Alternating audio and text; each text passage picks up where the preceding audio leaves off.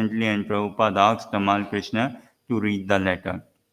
Tamal Krishna then read aloud Dr. Ghosh's advice that Prabhupada should go to a good hospital for a thorough checkup and treatment.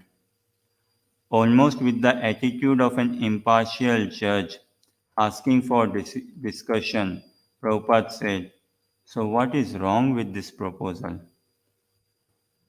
Tamal Krishna mentioned that the doctors would probably want to give intravenous feeding. Prabhupada replied, "What is the use of artificial feeding when there is no digestion?" Making a point in favor of the hospital, Tamal Krishna then remarked that although Ayurvedic medicine was perfect, the practitioners have lost the science in the present day and are mostly quacks, whereas allopathic medicine, although imperfect, has many expert practitioners.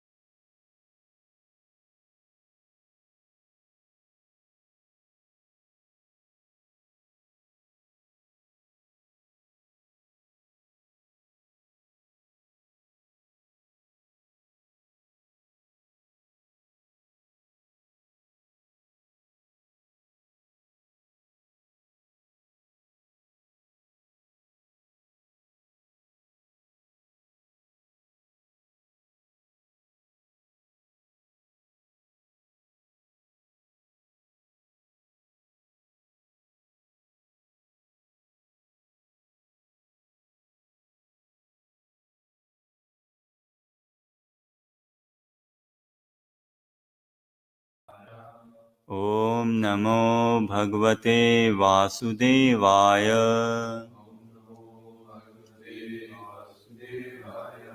ॐ नमो भगवते वासुदेवाय।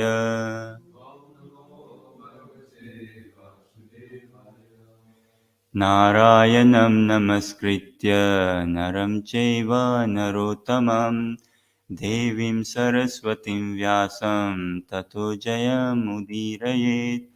नष्टप्रायेषु अभद्रेषु नित्यं भागवत सेवया Bhagwati उत्तमश्लोके भक्तिर्भवती नैष्टिकी। Srimad Bhagavatam, Canto 5, Chapter 18, entitled The Residents of Jambudvip Offer Prayers. Text 18. So I will go to the Sanskrit myself and we can join in translation and purport, please.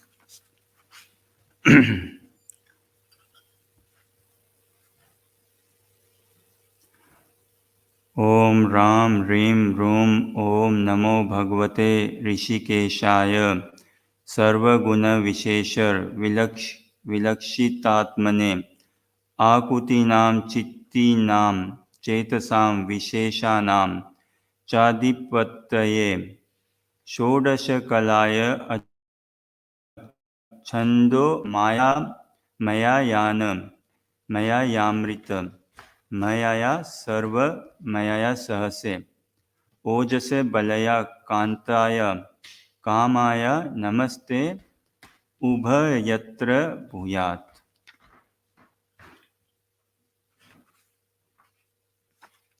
This, I believe, is the mantra Goddess Lakshmi chanted to please Lord Krishna. Translation. Let me offer my respectful obeisances. Please respond. Let me offer my respectful obeisances unto the Supreme Personality of Godhead, Lord Rishikesha, the controller of all my senses and the origin of everything. As the supreme master of all bodily, mental, and intellectual activities, he is the only enjoyer of their results. The five sense objects and 11 senses,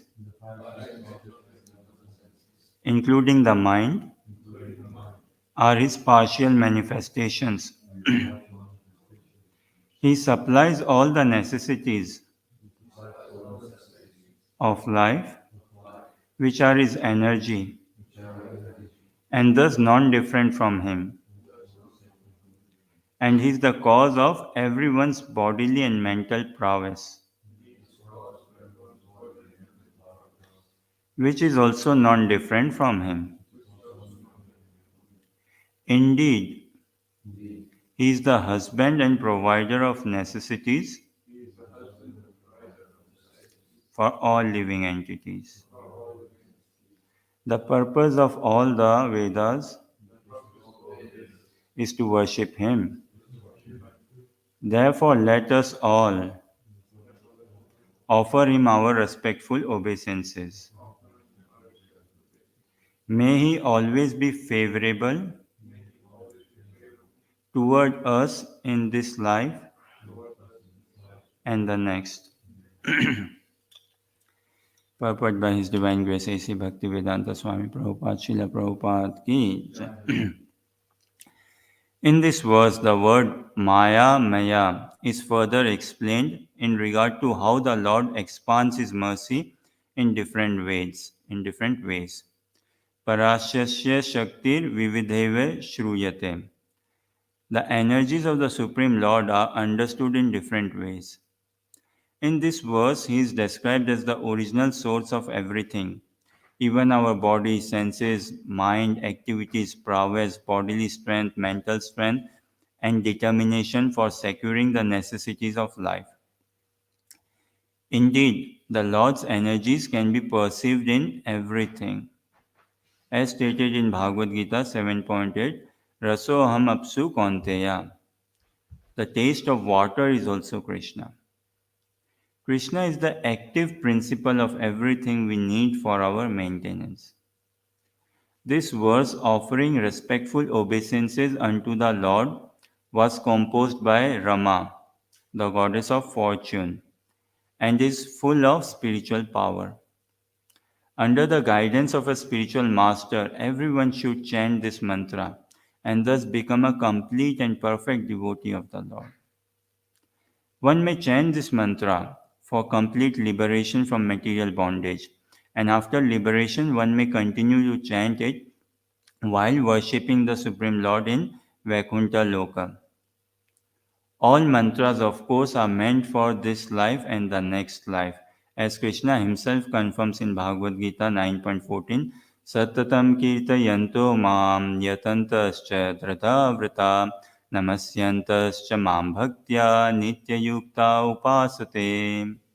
Always chanting my glories, endeavoring with great determination, bowing down before me, the great souls perpetually worship me with devotion. A devotee who both in this life and the next chants the Maha Mantra or any mantra is called Nitya Yukto Upasak. Nitya Yukto Upasak.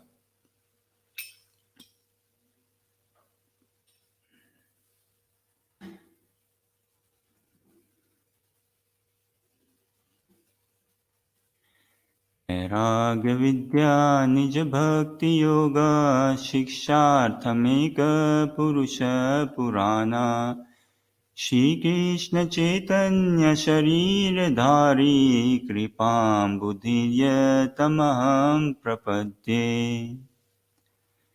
मूकं करोति वाचालं पंगुं लंघयते गिरिं यत्कृपातमहं वन्दे श्रीगुरुदीनतारणम् जय श्री कृष्ण चैतन्य प्रभु नित्यानंद श्री अद्वैत गदाधर शिवासादि गौर भक्त वृंदा हरे Krishna Krishna Krishna Hare Hare Hare Ram Ram Ram Hare Hare.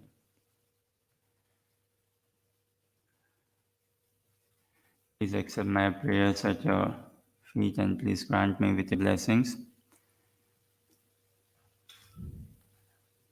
By your blessings, hopefully this attempt to glorify Srimad Bhagavatam and purify,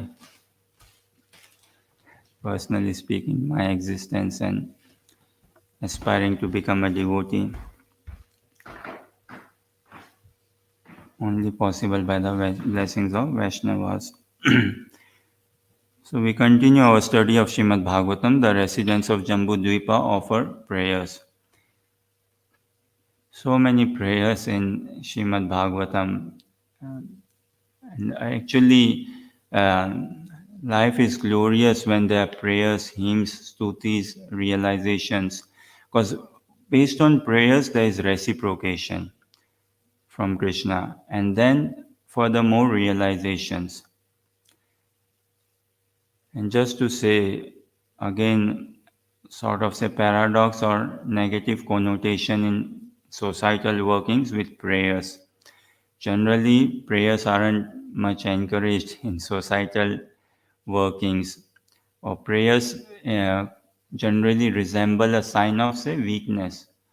Okay, be self-dependent, self-reliable, and all. This is too much or going a bit further.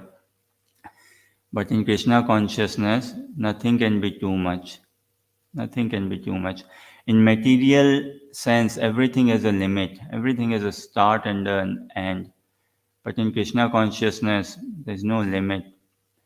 So there's no end as well to our prayers. And again, it is in the assembly of devotees when we live and practice devotional service, slowly, steadily, maybe gradually, but definitely the heart becomes soft. The heart becomes soft, and one tries to see more within oneself, and he sees the blessings of Krishna as well. He sees when one chants the holy name of Krishna, one experiences the joy. Uh, so he sees then like the power of prayers, and with these prayers bring about a sense of humility. So in Bhagavatam, many places we see stutis, hymns, prayers, starting from Kunti Maharani in first canto, then Bhishma Dev, and further on in each canto. Now this, how to approach these prayers? This is Goddess Lakshmi. Goddess Lakshmi's prayer. In previously in this chapter itself, we listened to Prahlad Maharaj's prayer, his stuti. So this Dhruva Maharaj, he prays Lord Brahma, Indra, everyone glorifying and praying Krishna and sharing their realization and understanding. And uh, many of us, or we are not at that level. And it's not like about imitating the prayer. Rather, the principle of Krishna consciousness is subservient nature, developing that subservient nature. So, how much appreciation can we develop for these prayers by Goddess Lakshmi? How she is desperately hankering, wanting the association of Krishna, and the prayers offered by other pure devotees. So, how much can we actually appreciate and glorify those devotees and their hankering, their crying, their love for Krishna, their attachment for Krishna? Based on that, based on our genuine appreciation of their prayers, we will expect some blessings, and then our subservient nature will be more in line and we could be engaged in furthermore service. This is what Vrinda Devi arranges, furthermore service. There is no dearth of service or initiative or responsibility or say ownership as well in that matter. It's just the only thing is needed is shaping one sort of attitude, one's approach. Small little example, a carpenter, one who is trained, one who is working trained and skilled. So, given him some wood, he knows very nicely how to make use of this wood. What instrument should I use? How to cut the wood so that he can give us some nice furniture out of it, table, chair, bed, and many other things, whatever is needed, almirah, drawers, and all. So, if we provide the carpenter with the wood, he knows what to cut, how to cut, what shape, what to do first, then next, then next. So, and all he's doing is shaping the wood, giving it a good shape, giving it a good shape, and then making a nice, usable furniture out of it. Likewise, in our life, when we give our mind, senses, intelligence to Krishna, when we give it to the holy names of Krishna, when we engage ourselves in the process of devotional service, when we give our mind, intelligence, senses to devotees, when we come in association of devotees, they are expert and they are very trained, and they will use our mind, intelligence, senses and fine tune it wherever needed, fine tune it wherever needed, such that the furniture that comes out of our, say, mind, intelligence, and senses and all, that will be very peaceful, very sublime, very glorious, and we would be participating in Krishna consciousness with a true, real, genuine consciousness, and actually developing furthermore our subservient nature and subservient mood. Amazing translation, glorifying the Supreme Personality of Godhead. One should never miss out chance or opportunity wherever there is glories of Krishna, especially by devotees. Uh, uh, like one can say, okay, God has no name, or God has innumerable names. His names are based on his qualities, on his supreme transcendental qualities. Like here in translation, Goddess Lakshmi is referring Krishna. Let me offer my respectful obeisances unto the Supreme Personality of Godhead, Lord Rishikesha. Rishikesha, who? The controller of all senses and the origin of everything.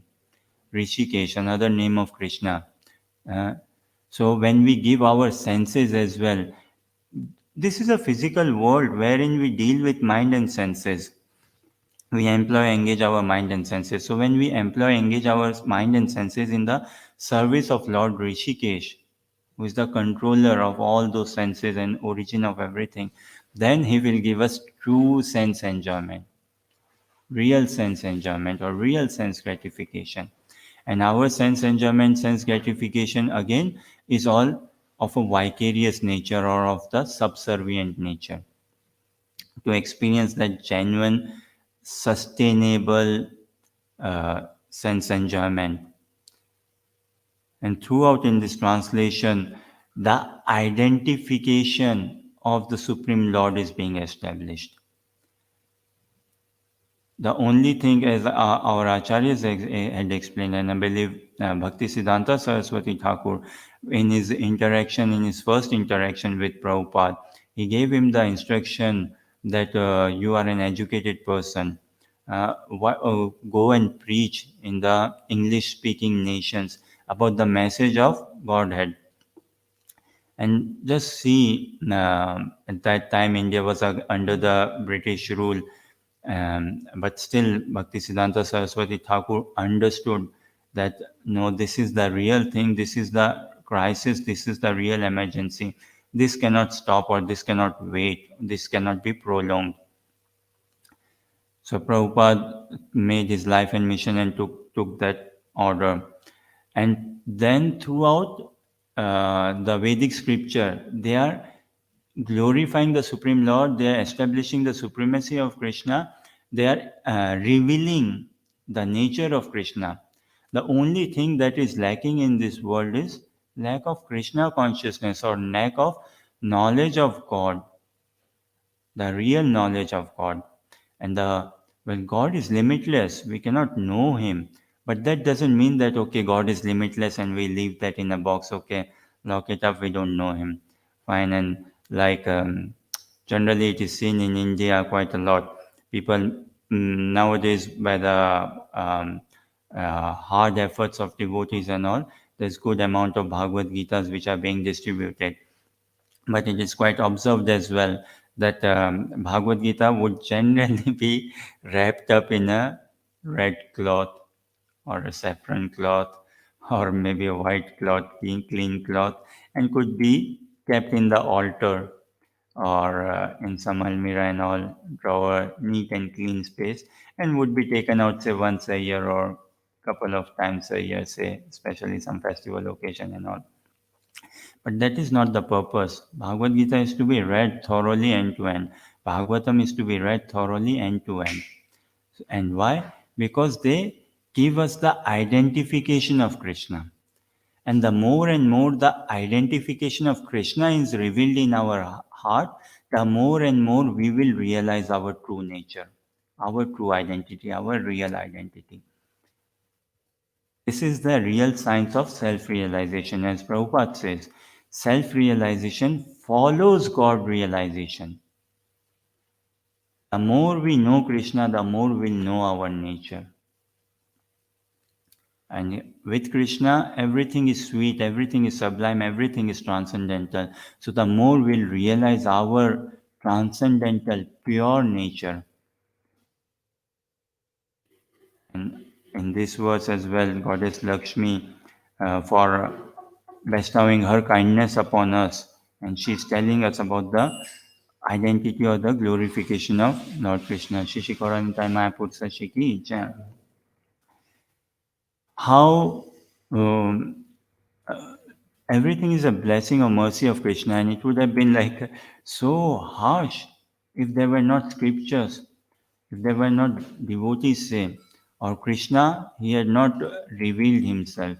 So Bhagavad Gita, Bhagavatam is the non-different from Krishna, personal identification or revelation of Krishna. Having said that, we need to adjust ourselves, we need to fine-tune in ourselves a bit.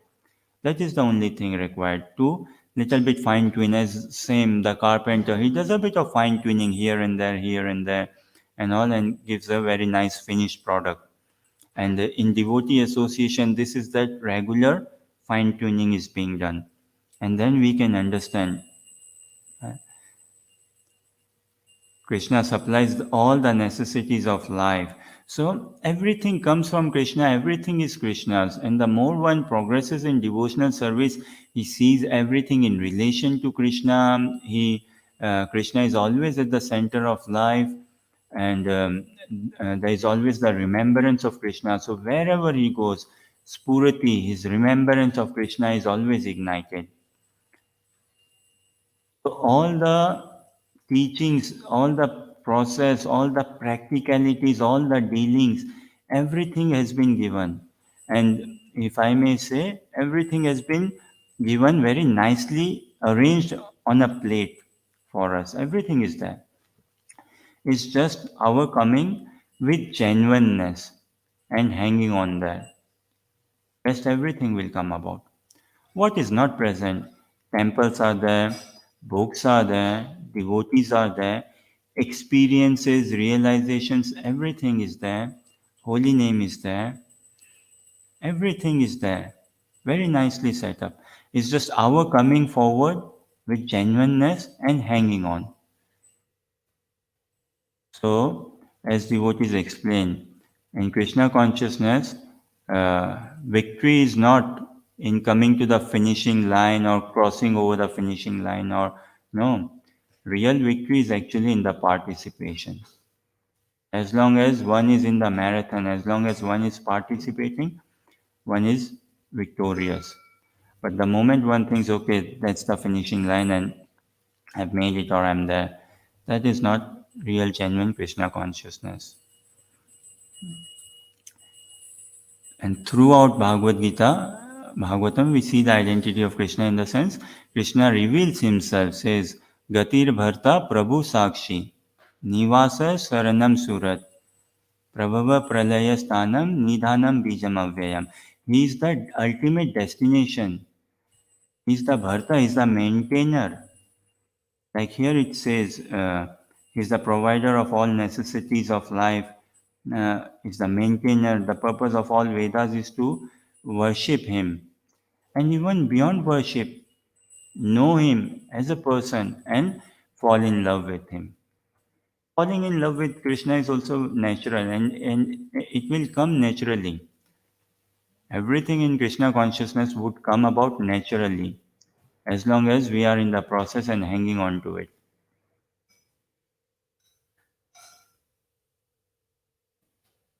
We just hang on to it, then Krishna will do all the arrangement to lift us up, pull us up.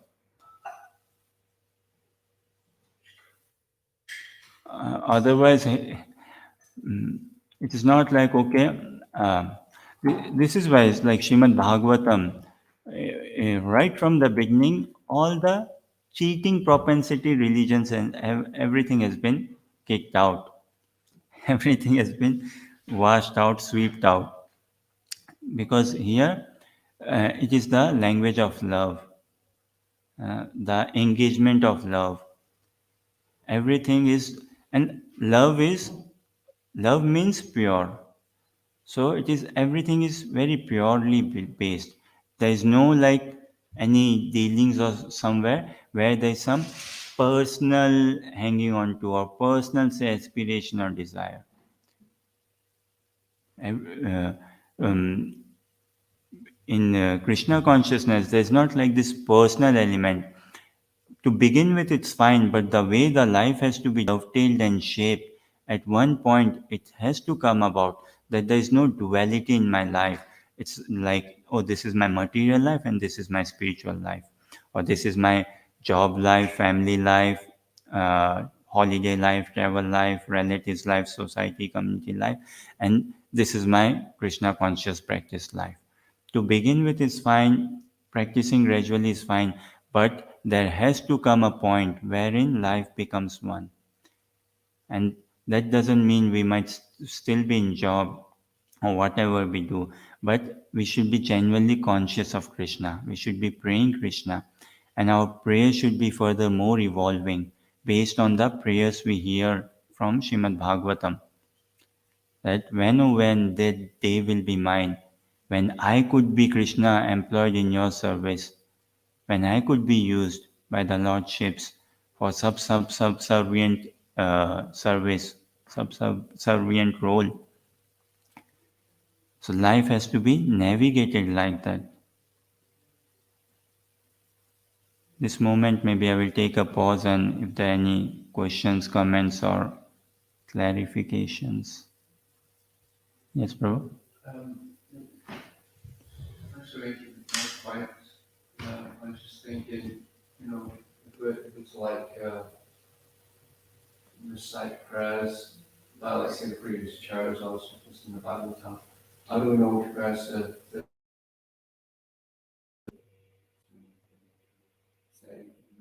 Is it just ones that we like, or certain ones that we should go for first? So your question being that so many prayers, hymns in Bhagavatam, how do we understand which one should we recite? Is there an order for reciting, or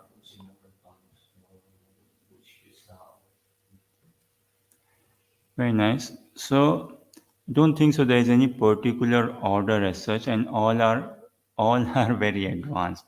Like they all are transcendental prayers, and we cannot compare anything like that. Okay, that oh this prayer, okay, fine, I've got it, or something. Sure, you know what I mean. So we cannot afford to at all compare. Everything is transcendental, although in the transcendental realm there is transcendental comparison, which is beyond my understanding, which is beyond my imagination, beyond my understanding. And as you say, should we focus on those prayers which actually attract our attention? Yes, that should be done to begin with. Because again, the real austerity is to engage our mind. And that doesn't mean we shouldn't do unnecessary austerity, as in, okay, oh, this prayer, it's this stuti, this prayer, it's so long, this, that, and all. And I find when I first read, say, seventh canto of Srimad Bhagavatam, Prahlad Maharaj's stuti, or when I read fourth canto, Dhruva Maharaj's stuti, it really touched me and all. So whatever touches, we should work on it. Should work on it. And when we sing those prayers and all, surely Krishna will send more devotee intervention, there will be more divine intervention, as long as we are speaking with Krishna. Krishna likes talking, right? Krishna likes listening. As long as we are constantly speaking with Krishna, then Krishna will send us also more signals, more devotees and all. And if in our recitation of prayers, and if in our approach towards prayers, and if in our conduct, say overall and all, we are going wayward and all, then provided we are genuinely praying, so Krishna will send direction signals reciting as Paramatma within our heart, and devotees as well, to correct that. And those prayers, they are going to help us come to one universal platform wherein there is no separation of interest between Krishna and us. Does this answer your question, Prabhu? Father Prabhu, you were saying something? It's quite a similar question, but it's better to, is it better to sort of use up one of the prayers of the Acharya as a Bhagavatam rather than, trying to concoct a more personal approach to the Lord with your own approach is not the same caliber as prayers of, these sort of loving the prayers in the Bhagavatam. So it's the best to sort of follow in the footsteps. More than 100%. Whoa. More than 100%. I mean, you yourself have answered your question. And again, it's not like a question, the end and part of what you are saying and all. It's your kindness or Krishna's arrangement that is actually helping me get more education in the understanding of Krishna consciousness. But with your permission, if I may say, so more than 100% praying the prayers of the Acharya, singing those prayers and all. So, like few points, what you mentioned, that our prayers, we are weak. We do not have that caliber. We are quite weak. And also, we lack in purity, or like that. And we might have come into the path of devotional service, pure devotional service. Question is, are we practicing it purely? I mean, I can easily say like, okay, in Srimad Bhagavatam, first three verses itself, first canto, first three verses, the cheating religion has been kicked out. But Srimad Bhagavatam has kicked out. Has it been kicked out from my heart, from my sentiment, emotion, attachment? Or am I still harboring them? And I might be going, saying, which is still, if one is not at that platform, still he should say, he should still call out that ways. So, certainly we do not carry that level of purity or caliber, or as you say, and uh, our prayers, they need not be, say, one might be praying and it not be of a mundane nature, of a give and take relationship nature, that it is a genuinely hankering for engagement in Krishna's service. Huh? But the same thing when we pray Acharya's prayers and all, Krishna becomes even more pleased. Why? Because Krishna consciousness is not like a direct approach to Krishna. It's not like a direct knock or call on Krishna. Krishna is 100 times or million more times, whatever times more pleased when we approach via devotee. Krishna tells to Arjun actually this beautiful thing. Ye me bhakta jana partha, na me bhakta te jana. So Arjun, who considers, who thinks that, oh, I'm a direct devotee of Krishna. Krishna says, well, actually he is not. Hmm? Mad bhakta nam chaye bhaktas, te me bhakta tamo jana. Who is devotee of my devotee? I am very pleased with him. I accept him. I quickly sign off his application form. He might be having he might be lacking purity, whatnot, and all, but he is taking shelter of my devotee. He respects, honors, appreciates my devotee, and he's under his fold. So I will sign him off quickly. So that ways, and I mean, in several places in Bhagavatam also we see like. Uh, devotees, when they were praying Krishna, then they would say, Nanda Gopal. So they call out the name of Krishna, but he's the son of Nanda Maharaj, like that. So when we bring in devotee, the mercy is sure to come.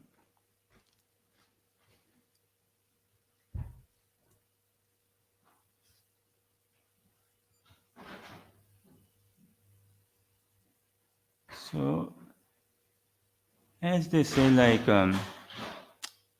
watering the root, or um, again Vedic literatures say um, Yasman eva vigyata sarvam eva vigyatam bhavati. One who knows Krishna, he knows everything. He knows everything and everyone. And the principal message in Bhagavad Gita as well, Krishna says, the purpose of all Vedas is to know me. I reside in everyone's heart and give them the knowledge, remembrance, and forgetfulness. And the all purpose of Vedas is to know me. And Krishna has revealed himself in Bhagavad Gita and Srimad Bhagavatam as well. One cannot say, okay, Krishna has revealed himself fully, because Krishna is limitless. There's no like fully thing as such. But he's revealed himself in such a manner that we can easily get drowned. We can easily get drowned. There's nothing that can hold us back when we come across these prayers and this uh, understanding the glory and the identity of Krishna. And where is the scope left out then? In the purport, it says Krishna is the taste of water. Now, who doesn't live on water? Howsoever big a yogi may be, still will sip some water. Howsoever renounced a person would be, will be breathing air, isn't it? Will be sleeping for at least 2 hours or something. Howsoever renounced or top class a person, say, very elevated a person would be. But still, we all are dependent on Krishna. We all have our all our necessities is provided by Krishna. And so there is no scope left. None can say actually, devotees distributing books and all, none have come across one single person in the entire universe, or that, okay, I cannot practice devotional service for such and such reason. No, one could be, say, physically a bit disabled, or age wise very young or old, whatever the situation, financially, say, bankrupt, or having too much money and all. But these are not genuine reasons for not practicing devotional service. Anyone and everyone can actually practice devotional service. And this is what devotees directly tell via this message from Srimad Bhagavatam translation and purport, that uh, one drinks water, right? And it is water only which quenches one's thirst. When we are thirsty, neither this fizzy drink or sparkling or nothing like, or nothing would come to the rescue as good as water. Because water is original, natural. What is original or natural is only going to satisfy or quench our thirst. And we being humans, we are a special breed, isn't it? We are actually special, but depends how we apply our speciality. Like Krishna gave us grapes. He provided us with grapes and so many fruits and all. And we are so special that we make very good grape wine. We make good wine out of it and get intoxicated. Krishna gave us, like, see, nature has given us everything, fruits and all. So, this tangerine, we can eat very nicely, and the leftover of it as well, easily recycled and stuff. But when we intervene with the nature's workings and try to, of water, try to make fizzy, sparkling, and all, it actually creates a lot of sparkles of fizziness in our consciousness, and something which has the which has the potency, more than tendency, the potency to take us away, drift us slowly or very um, kind of in a cunning way drift us away from our original consciousness. So the active principle is the supporting, the base, the source, the support of whatever water, Krishna. The active principle is Krishna. Air. So wherever we see, we can actually search out ourselves with Krishna consciousness. Doesn't matter if we are living in a central London or in a high hill or somewhere, but obviously practicality has to be seen. Living in society and taking good association and giving it, returning it to society. A kind person is who is giving out, who is very audar, and Krishna in this the most degraded fallen age, Kali Yuga, is giving us the highest benediction, Krishna Prem. Mahaprabhu himself has appeared, Mahaprabhu Nityanand Prabhu appeared for us completely fallen conditioned souls and giving us the highest benediction. And what do devotees do? They just activate our intelligence. That look, make most of this opportunity. Make most of this opportunity, and one doesn't need to wait for long. It's not like, okay, oh, I've got an appointment with the doctor, and after a week I got the appointment, so I have to wait for a week, and then test reports and all. Again, wait. No, as one engages in Krishna consciousness and participates, the moment he starts engaging in participating, straight away everything is activated.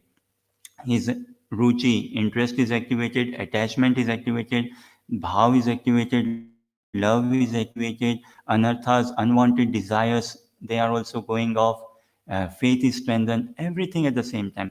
Although the level, the level say, the magnitude say of interest, attachment and all need not be that strong depending on one's hunger for Krishna, but certainly everything is activated at the same time. Yes, bro.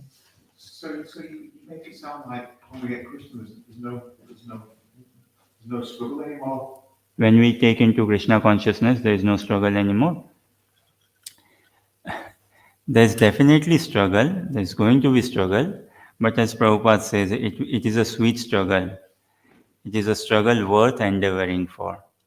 So, I mean, in my little head, the only thing I found practical is Krishna consciousness. In the sense, any other workings outside of Krishna consciousness, in the sense applying that consciousness. I'm not saying job is wrong or family or anything, but without applying that consciousness, that Krishna consciousness, everything is a bit impractical, because everything is like constantly changing or not giving us saturation. So Krishna consciousness, there is going to be struggle, but it's a much sweeter struggle or sweet struggle. And no struggle, no joy. No struggle, no joy. If we see uh, the morning program, there's the joy in waking up early in the morning and coming for Mangalarti.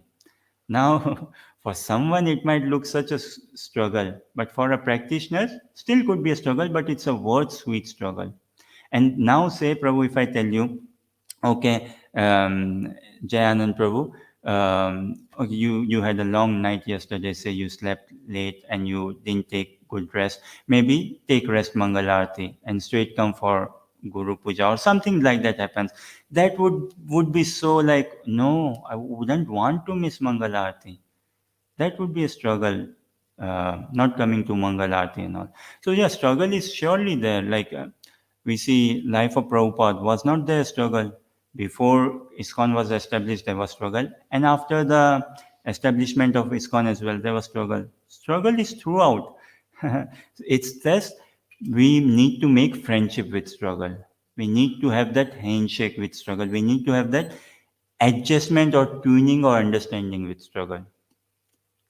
And the biggest struggle is mind. Mind is the biggest struggle. And this is why Krishna is our says that give your mind to me. Whatever is where is your lies your biggest struggle, let me handle that. This is why Krishna who held the reins of the chariot. Arjuna said, Krishna, you hold the reins of the chariot. So not only Krishna was guiding his chariot, surely he was guiding the chariot, and throughout the Mahabharata, the battle, Krishna was in bleed. He was bleeding, but we don't see in Mahabharata that Arjuna was injured and hurt and all. Krishna was guiding his chariot. So he was not only guiding his chariot, he was guiding the reins of his mind as well. Does that help or answer? Yeah, just a make a comment on that. Sure, brother. Question, very nice question. Sometimes we get that impression, probably say, give up struggle from your existence. But we still seem to be struggling. The difference is we're no longer struggling just to exist.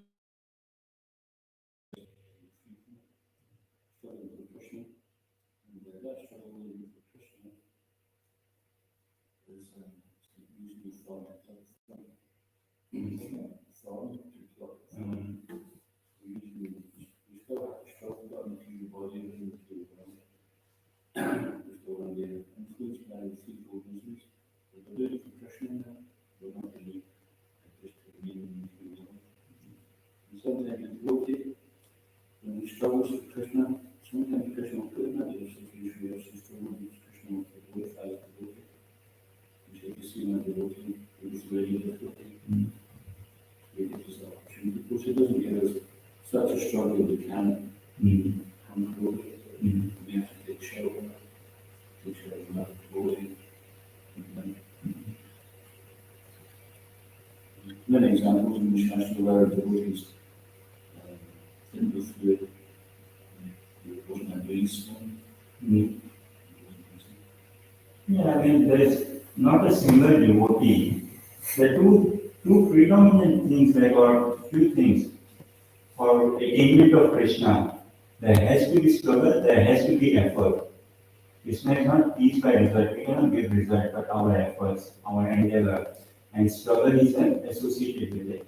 Another thing, those who have attained Krishna, everyone has attained by crying out for Krishna. If there is no crying in bhajan, in devotional service, then something is checking out.